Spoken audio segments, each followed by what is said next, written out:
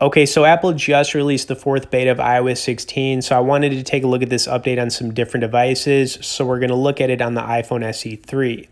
Now, if you have yet to try out iOS 16 beta, I definitely recommend doing so. I said it's pretty similar to iOS 15 for the most part, with some tweaks to the lock screen, Apple Wallet, the Message app, and lots more.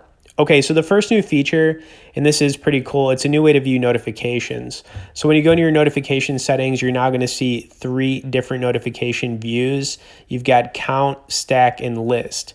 Now what's cool is you could choose between any one of these, but I would recommend trying the stack or list option because it just makes viewing notifications a lot easier.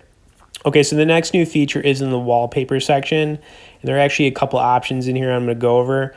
But when you click on wallpaper and customize, you're now going to see a blur option.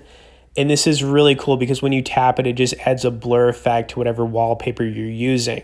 Now, I decided to start using this fish wallpaper, which was released on the last beta because I think it's pretty cool. But when you add this blur effect, you click done, and I just think it looks pretty sweet. Okay, and before I go over the last new feature on this beta, I also want to point out you guys can get in our iOS newsletter where we send out 1 email a week as well as some great iOS resources in the description. Okay, now back to the wallpaper section for the lock screen.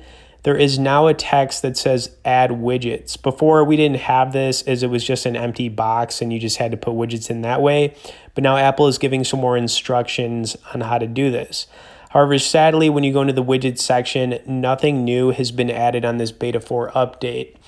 And it is kind of sad. All right, but that wraps up the main changes on this beta.